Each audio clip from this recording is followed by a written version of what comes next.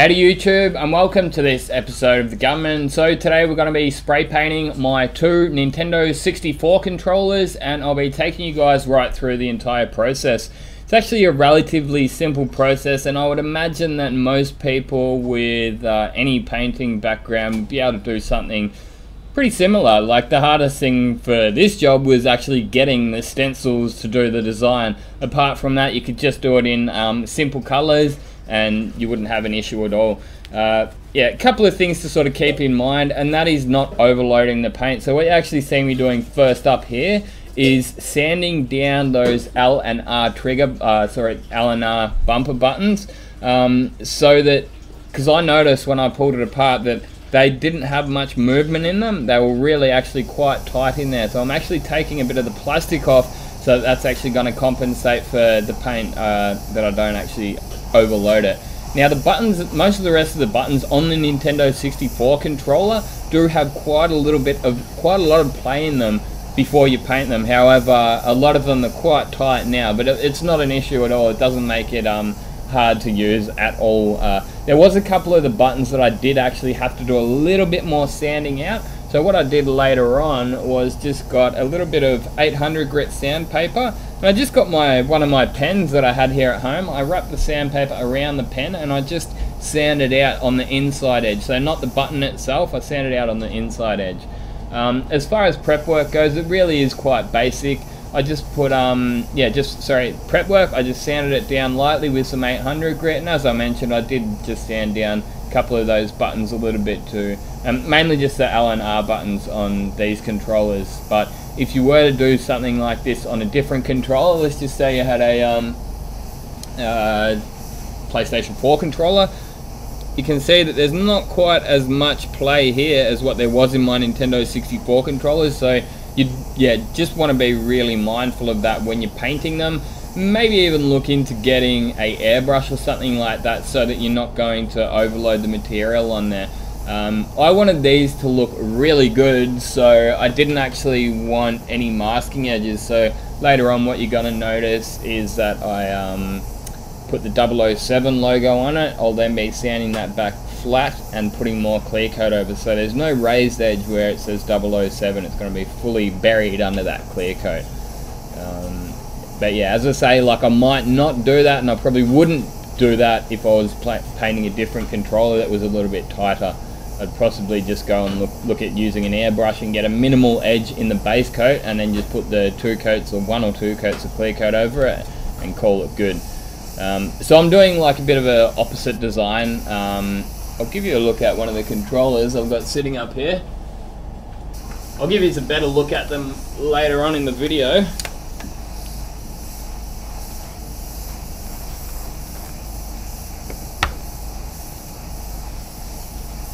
So you can see this is basically what our finished design, finished product's going to look like. Bit of dust on there.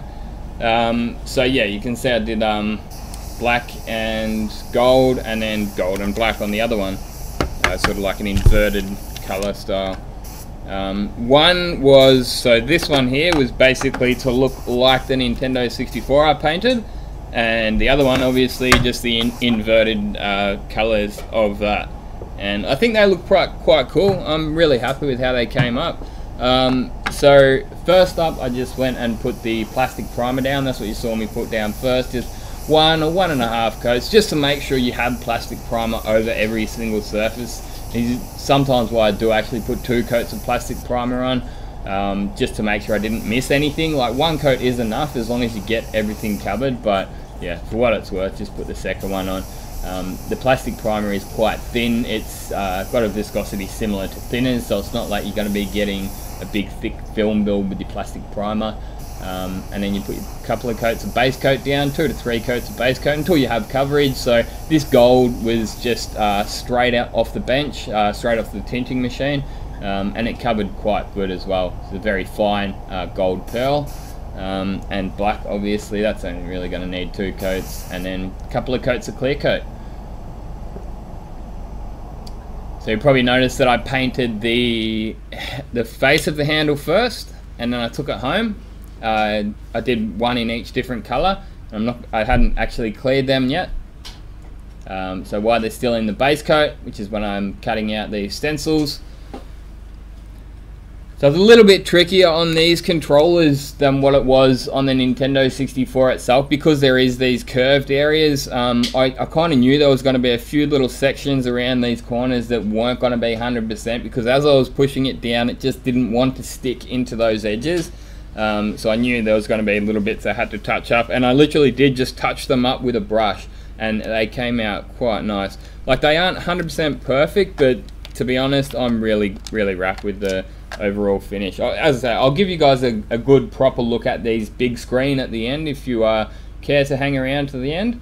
But yeah, as you can see, there's little areas that just wanted to lift up just because the the stencil, the sticky part of the stencil just doesn't want to move that much in those corners to grab.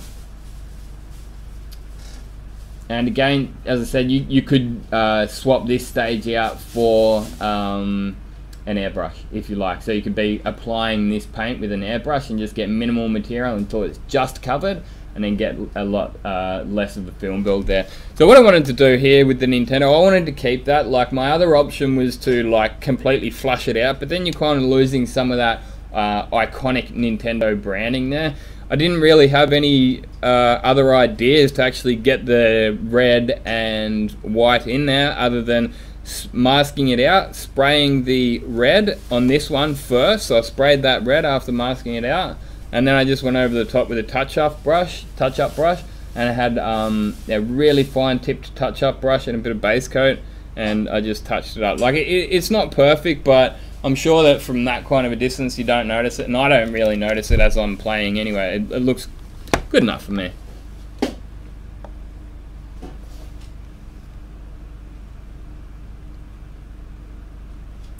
So after putting your second color on, you want to leave those that base coat for at least an hour. This is what the guy that actually gave me these stencils recommended. I do recommend checking him out on Instagram. If I remember this time, I think I forgot to put a link to his Instagram account and pin it in the comment, but I will remember to this time. So Jones Airbrush, Custom Forks, sorry. There is a guy called Jones Airbrush here in Perth as well. Check him out too, he seems pretty cool.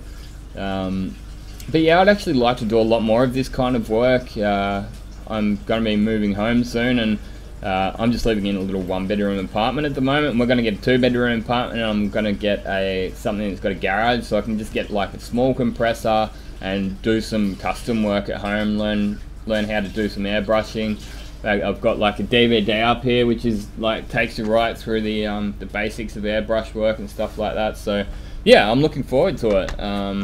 It should be a bit of fun for the channel, and learn to do just have a bit more fun in the spray painting side of things. Like I've been spray painting since the year 2000, so 18 years now, and I still do enjoy it. Like, I love going to work every day, but it's when you actually get to paint stuff like this, and it's like you're like actually really excited, and you're waking up early to get into work so that you can continue on with this project.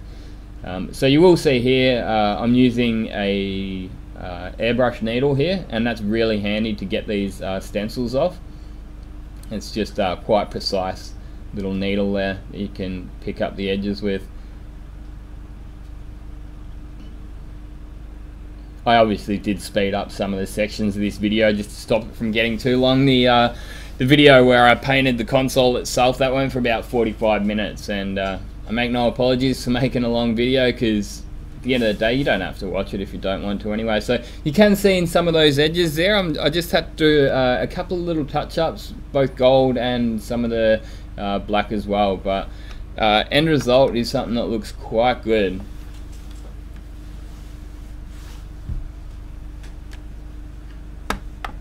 Yeah, quite handy to have those little touch-up brushes. They're got a very fine tip on them and quite precise. Most of the time for automotive refinishing, not really necessary. I use a dagger brush all the time. They're like the long brushes. Sometimes you need to like line in a door edge or something where there's stone chips down the just chips down the edge of a driver's door or something like that, and you sand it back and dagger in the edge. But yeah, having these ones really proved quite helpful doing this project here.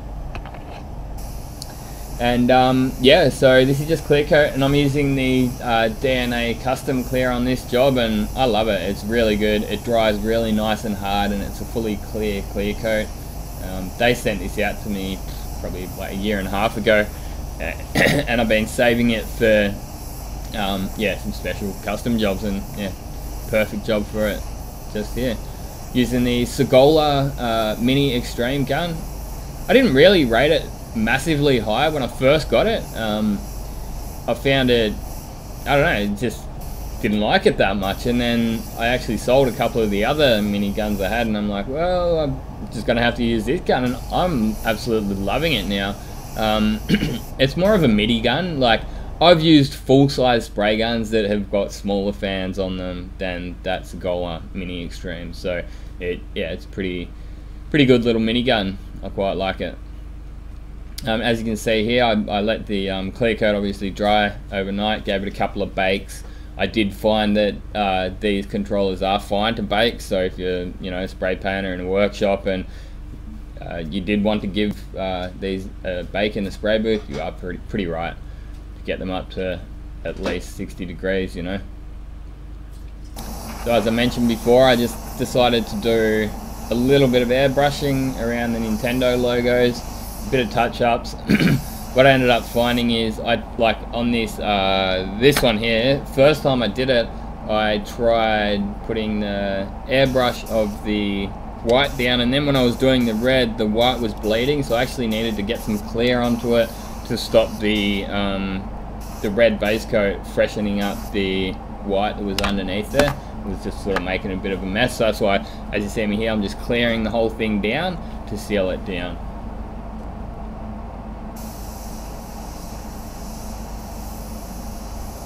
And we'll be going back on with a bit more touch up later on. And look, there's something that I sat down for probably like an hour and a half or something just with the touch up brush. And as I say, like, it's not perfect, but for the purpose of this controller, it looks really good.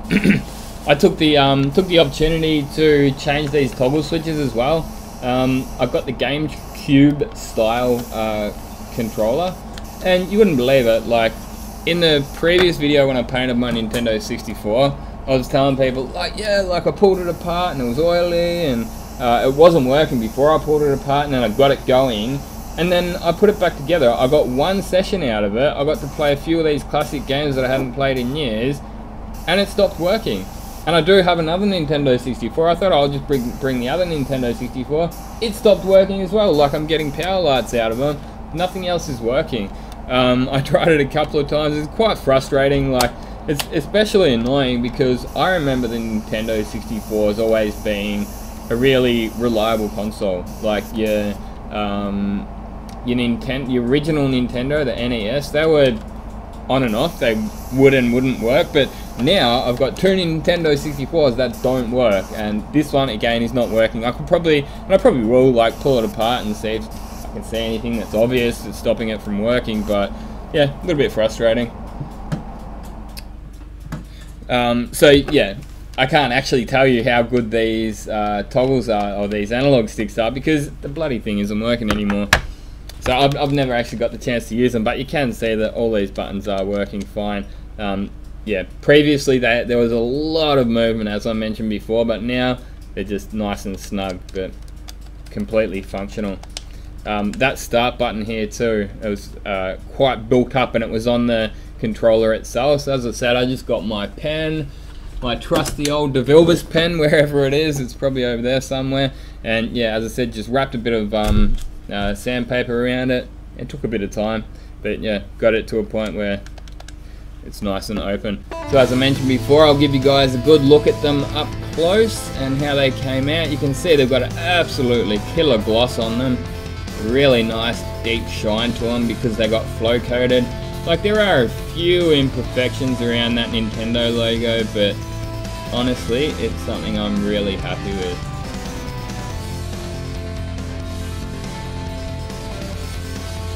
Yeah, focus.